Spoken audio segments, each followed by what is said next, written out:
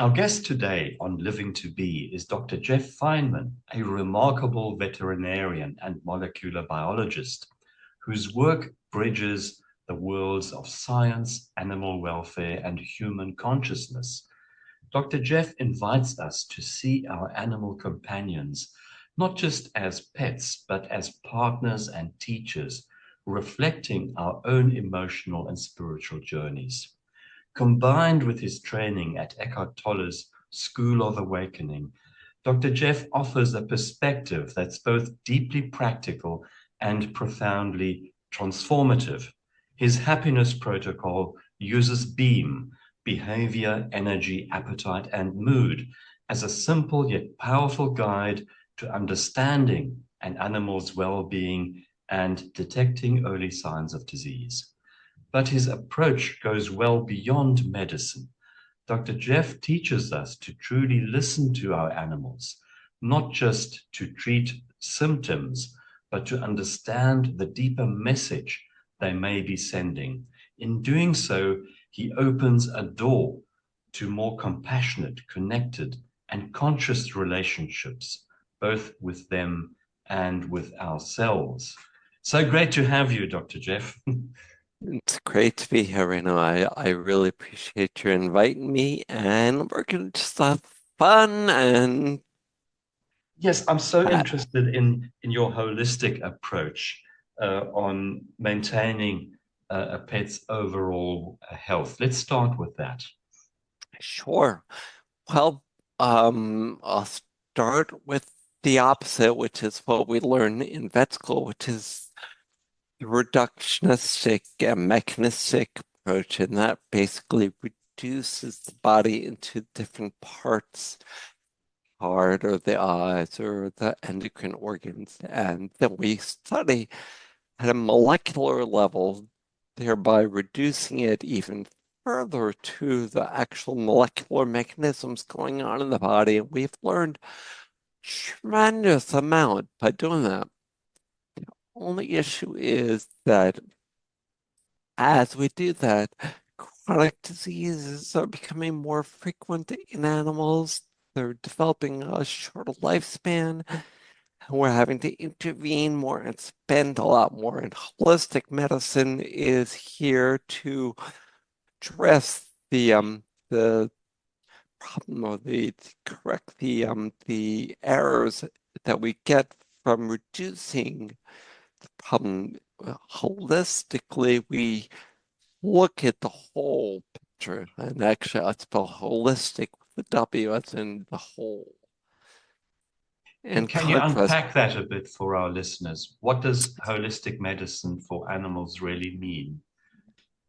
Well, do you mean holistic the way it's usually spelled with an H or holistic?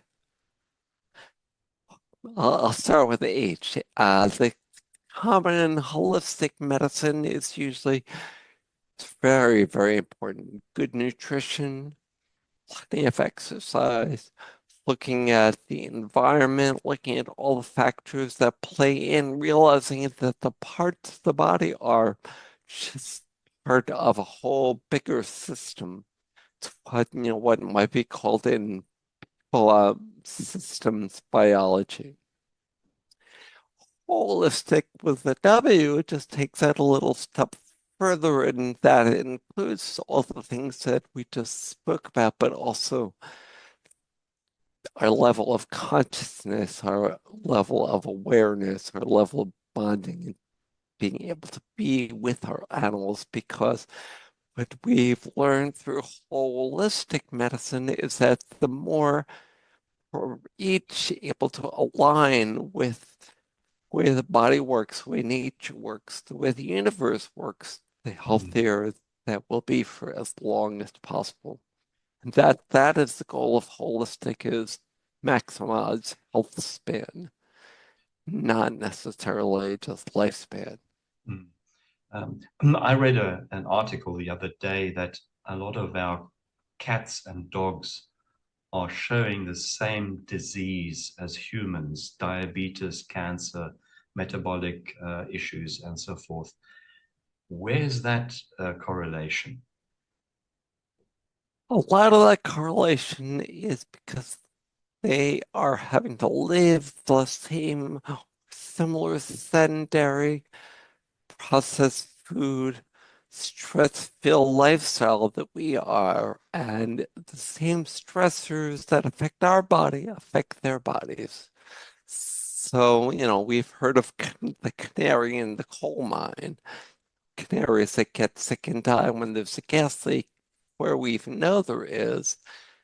It's like the animals are our canaries in the coal mine, and it's showing us that, our lifestyle, which has become far removed from the way nature intends it to be, that's working against our health span and their health span. And we see that again in the incidence, growing incidence of chronic diseases and decreasing health span. So our animals are reflecting our physical condition in a way.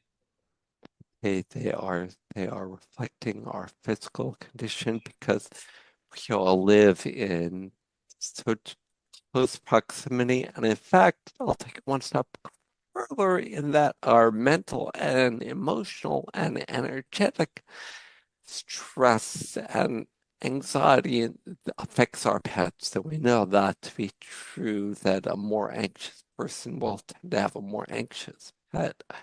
Okay. And conversely, if you sit and meditate quietly with your pets every day, to help them down-regulate their nervous system from sympathetic to parasympathetic, which means they can rest, Hmm. relax, and restore instead of being in fight and flight all the time. Like, You might not know, but I have been practicing Tai Chi for many years.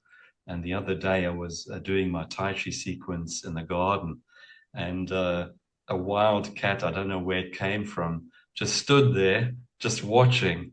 And it seemed so fascinated by those movements. And I thought, well, we're so in sync with each other. Normally a cat would run away, but it just stood there quietly and followed the sequence. It was really an amazing synchronicity.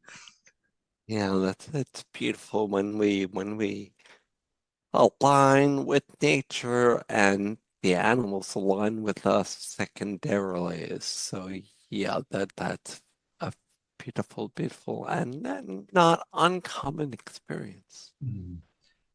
Let's get to the whole aspect of nutrition. You mentioned our animals eating the same types of food, processed foods, and then showing the same symptoms.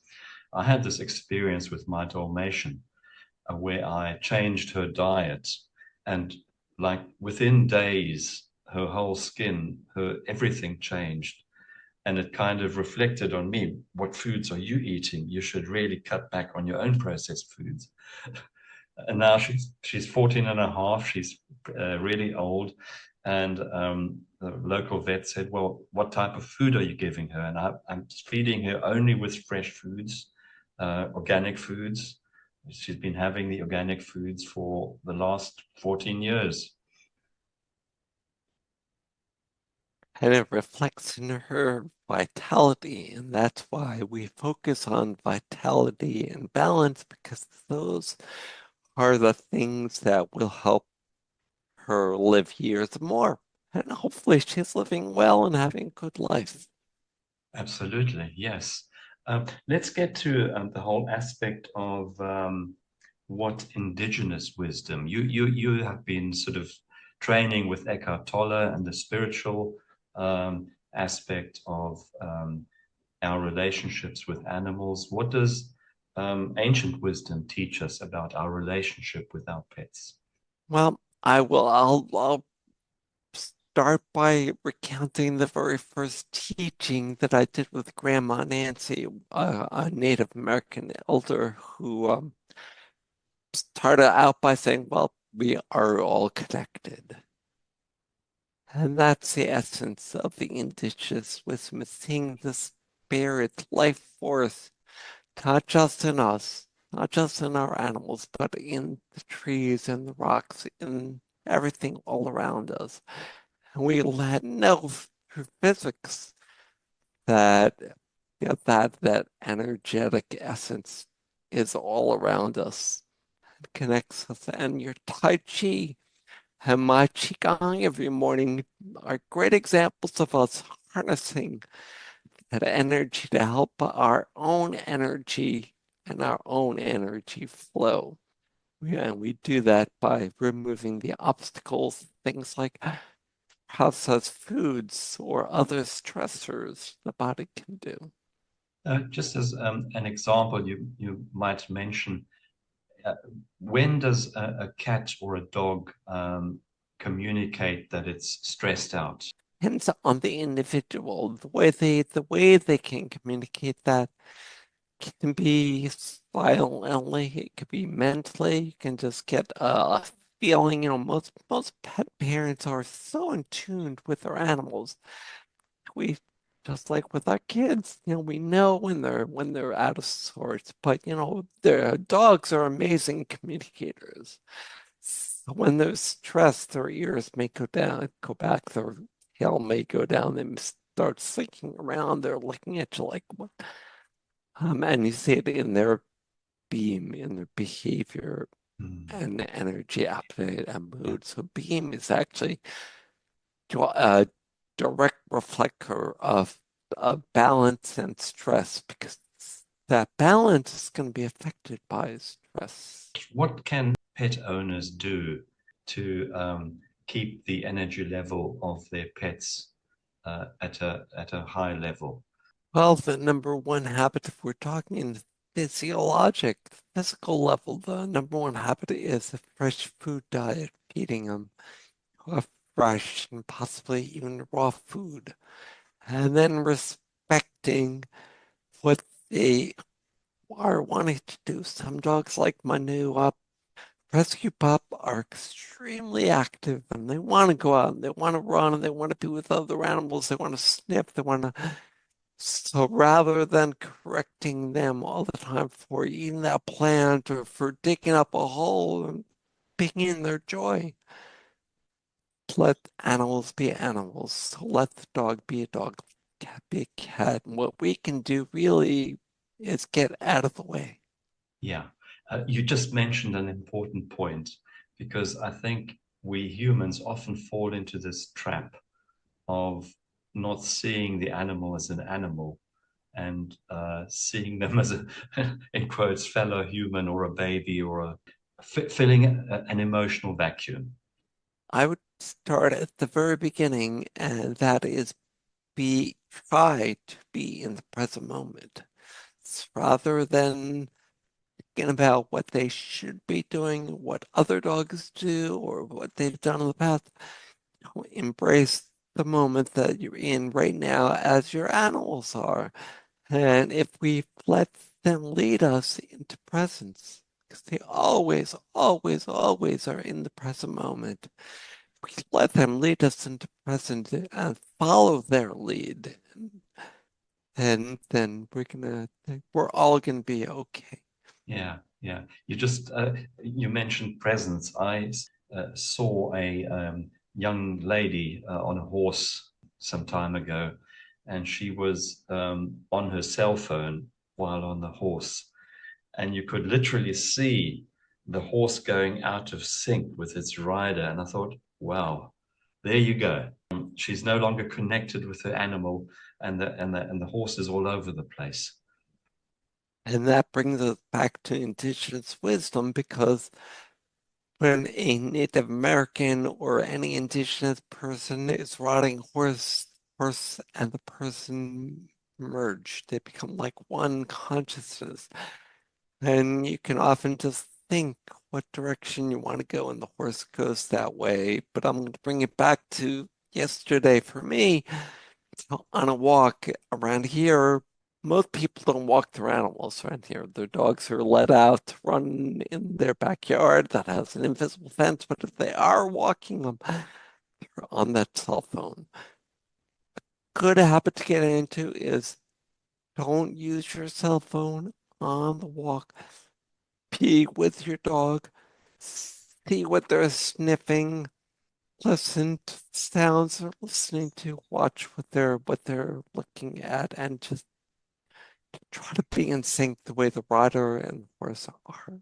and it's very, very fulfilling. Now, a lot of dog trainers seem to be using forceful methods when they train their dog. It's like sit and then and sort of walk or run.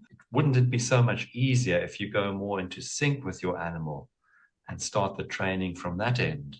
It would, and I've been thinking about this actually a lot recently, and the word training, we train AI to do what we want, but we don't train sentient beings. We help shape their behavior in a way that they can live, in our lives. So I call it beaming instead of training, beam training. Because what you're doing is you're following their natural instincts that we train dolphins or other wild animals as we develop tasks, we develop tricks by following their natural instincts, by letting them do what they want, by rewarding them for what they like to be doing, and then they are able to get trained, whether it's teaching a dog to sit or come or do it down. I mean, again, I've been experimenting with this method with my own rescue pup who had no socialization at all. That was a real, real mess when she came to me, and she's just learning all these things naturally, meaning, she doesn't intuitively know how to sit, but if we say, well, we reward her when she sits her bum on the ground, she does it more and more. And, like, stay tuned to what happens after a year of old age, because right now and that will hopefully be my next book will be about Maya and beaming. Why beam is so important and why beam can help them live a better life and live with us in harmony. Let's go to your Eckhart Tolle's School of Awakening and how that aspect of your biography influenced teachings on pets. Well, I have been listening to Eckhart, his talks and reading his books and whatnot for a number of years. And in 2023, I had my own little awakening through my dog who passed away actually in January of 2024. And unbeknownst to me, Archie was sending me signals. One of them was to sign up for the School of Awakening. And at the same time, I signed up for a conference at a university in Canada called the Multi-Species Research Conference, which was a conference in the awakening of our inner selves and starting to do something called intuitive interspecies communication, which is basically animal communication as we know it today, but it's bringing in the Native American people and bringing in the teachings that help unite everything, which Eckhart was talking about. From a different direction, Eckhart talks about it from the direction of consciousness and the sun beaming down on us and the balance beam of life. And everything just started coming together. And that's when I started, or when I restarted my Do No Harm book. Because about a decade ago, I wrote a little ebook called Do No Harm. Was then informed with the intuitive interspecies communication and other science stuff, and also with Eckhart's philosophy. And that's my pet wellness book that's on pre-order, depending on when we come out. It's on pre-order now or in the next couple of weeks. You mentioned that your pet was sending you signals before she passed. How did these signals look like? That is a great question, and I'm just gonna add that it was before, during, and after. I mean, I'm still getting messages from Archie. Archie is, and they're intuitive. It's mainly when I meditate, when I'm quiet, when I close my eyes, when I breathe, and just accept, that when I'm hearing the murmurings in my head are alignment with what Archie is saying. And actually part of my morning meditation is self-hypnosis. And Archie is often with me. I'm working on the tree of life. We're doing other things. And Archie actually is the dog that induced me to get Maya. Maya and I met initially when I was looking for a dog, and I didn't really bond with her. When I came home during meditation one day, Archie said to me, unspoken words, not in words, but that I need to go back and get Maya. And like everything else that he's transformed me with, helped transmit to me, he could not have been more right. I mean, she's transformed my life. As a chronic disease sufferer, I was beginning to lose my abilities to walk and function, and she's bringing that all back. And I do ascribe that to more, alignment with Eckhart Tolle's approach, which is the approach of the indigenous people throughout the world. And it's just the approach that works right now. It's just what we all feel in our hearts we should be doing. We just don't know that it is possible. That's why, I focus on what is possible by healing rather than, what we've been limited to, because I see, symptoms and diagnoses that as limits. Yet they put us into a state of mind of limiting beliefs, fixed mindset. We teach something called the regrowth mindset, and the regrowth mindset is based on what is possible by healing. For example, most of us don't know that our genetic ages really should be about 110, 120 years of age. But when you look at people living in alignment with the world, with each other, and say the blue zones throughout the world, those people in the blue zones are living in alignment with their animals, with consciousness, and they're living healthfully into their 90s and hundreds. Yeah, I delved a lot into that book, and what I found so fascinating was that these were healthy communities. There was connection with the local community, the people, the relationships were healthy, but also the local geography, the location. People were embedded in their environment. And I think this is something that is getting lost in our Western culture, with loneliness becoming a massive epidemic, people becoming more and more isolated. And maybe one way of reducing this isolation is perhaps to connect more closely with our pets and taking it from there. That's exactly a great side effect of connecting with our pets. 'Cause I'll give you an example. A lot of my practice and holistic actions, online platform is all online. So I see one or two people, in my home consultations a week. But because of Maya, I'm going to a local dog park every day or as often as I can. I'm getting to meet and connect with people there, and we're building our own community. And that is what it's all about, is building like-minded communities, which is what our basic essence is at Holistic Action. We're doing it virtually, but we're also doing it around the world and with local meetup groups Well, that I are. can totally relate because I've met so many people here around my area when taking Clara for a walk. you start talking to people, you start talking about dogs, of course, and then you talk about other topics, and then you meet them the next day and you form new friendships and relationships.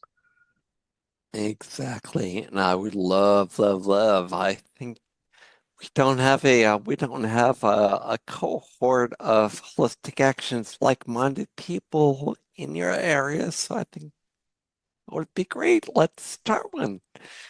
All the pet parents that you meet.